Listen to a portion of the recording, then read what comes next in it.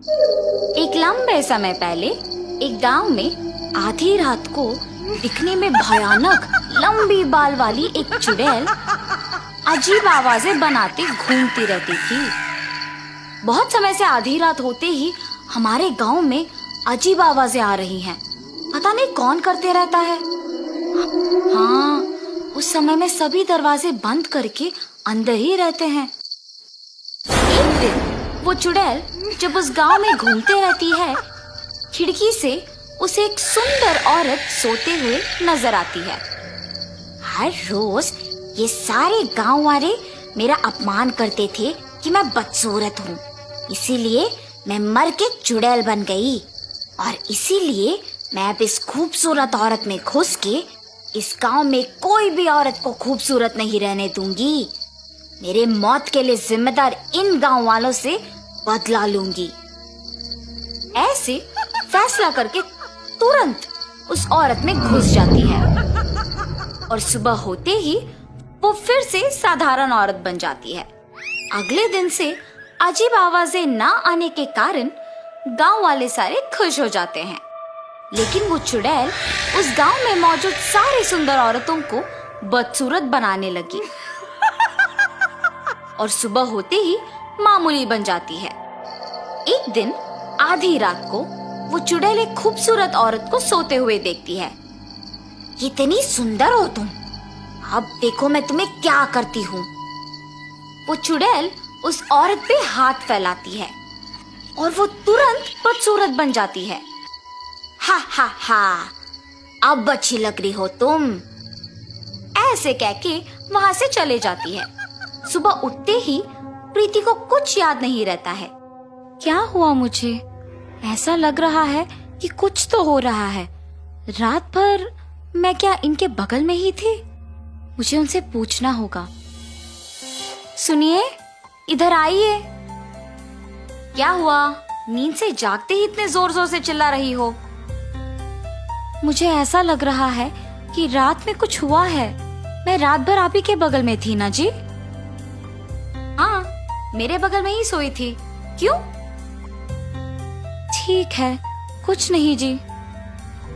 सतीश गांव में जाते ही सारे लोग को एक जगह इकट्ठा देखता है। ये क्या, इतने लोग एक ही जगह? क्या हुआ होगा? ऐसे सोचकर उस भीड़ के पास जाता है। क्या हुआ? सब ऐसे क्यों इकट्ठा हुए हैं? तुमने मेरी पत्नी को पहले देखा है ना? अब देखो कैसे बदल गई। पहले हमारे गांव में अजीब आवाजें सुनाई देती थी, लेकिन अब वो आवाजें नहीं आ रही हैं। हमें पता नहीं है कि तुम्हारे पत्नी को बदसूरत किसने बनाया, इसीलिए हमें सावधान रहना होगा। आज से हर रोज सभी के घर में कोई एक आदमी रात भर सोए बिना जगे ही रहना होगा। सभी हो रहे घटनाओं के बारे में बात करके दुखी हो रहे थे। सतीश वो सब सुन के डरते हुए वापस घर चले जाता है। क्या हुआ? आप ऐसे क्यों हैं? गांव वाले कह रहे थे कि जो औरतें सुंदर है वो अचानक बदसूरत बन जा रही है। तुम सावधान रहो। अगर किसी पे शक है तो मुझे तुरंत बता दो। आपकी बातें सुनकर मुझे भी डर लग रहा है जी। उस रात को सारे गांव वाले लिए हुए फैसले के अनुसार करते हैं और अपने घर में सतीश भी सोने की नाटक करता है। ठीक 12 बजे प्रीति को बिस्तर से उठकर एक आईना लेके उसमें अपने आप को देखते हुए देख सतीश दंग रह जाता है।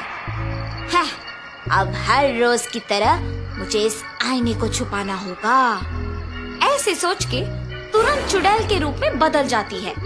उस आईने को एक जगह छुपा के घर से निकल जाना सतीश देख डर के मारे बिस्तर पे बेहोश हो जाता है। सुबह होश में आके नींद से जाग उठता है। प्रीति को हमेशा की तरह देख वो आश्चर्यचकित हो जाता है। क्या हुआ? आप मुझे देख ऐसे डर क्यों रहे हैं? मैं क्यों डरूंगा? मुझे किसी से डर नहीं है। ऐसे कांपते हुए डर के मारे गांव वालों के पास जाता है और जो कुछ उसने पिछली रात को देखा था वो सब बताता है। आज के समय में भी भूत प्रेत को मानते हो? क्या तुम सच में तुम्हारी पत्नी को चुड़ैल के रूप में बदलते हुए देखा? तो तुम सोच रहे हो कि गांव में हो रहे घटनाओं का तुम्हारी पत्नी वजह है। अगर तुम लोगों को मेरे बात पे यकीन नहीं है तो मेरे साथ मेरे घर आओ। मेरी पत्नी को दिखे बिना एक कोने से उसे देखो। सतीश के ऐसे कहने पर गांव वाले उसके साथ उसके घर जाते हैं और एक कोने में छुप जाते हैं। रात के 12 बजते ही प्रीति अचानक नींद से जाग के एक आईने में अपने आप को देखना वो सब देखते हैं। उस आईने में देखते हुए वो एक चुड़ैल में बदल जाती है।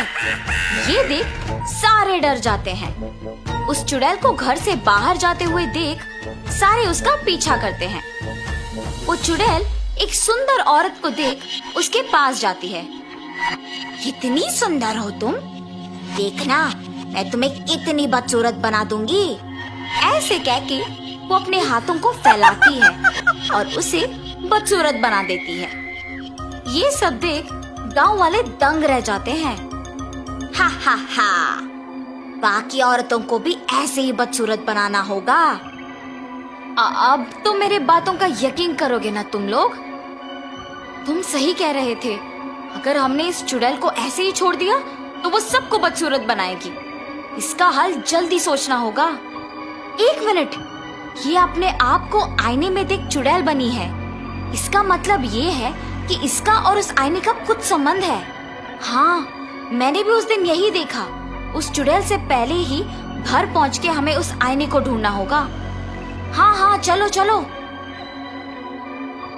ऐसे सारे गांव वाले सतीश के घर जाके उस आईने को ढूंढते हैं। जब तक वो चुड़ैल घर लौट आती है, गांव वालों के हाथ में उस आईने को देख डर जाती है और उस चुड़ैल के अंदर आते ही गांव वाले भी डर जाते हैं।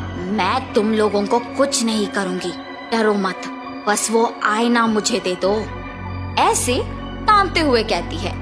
चुड़ैल जब बात कर रही होती है, डर के मारे हाथ कांपते हैं और आईना उनके हाथों से फिसल के नीचे गिर के टूट जाता है। आईना टूटते ही वो चुड़ैल जोर जोर से चिल्ला के उस शरीर को छोड़ के चले जाती है। कुछ देर बाद प्रीति होश में आ जाती है और हमेशा की तरह रहती है। ये तो अच्छा हुआ कि आईना हमारे हाथों से फिसल के टूट गया। कुछ किए बिना ही ये समझ आ गया कि इस आईने में ही इस चुड़ैल का प्राण था। उस चुड़ैल के जाने पे सारे बदसूरत औरतें वापस खूबसूरत बन गई और गांव वाले भी खुश हुए। तब से गांव वाले उस चुड़ैल के बिना खुशी से जीते हैं।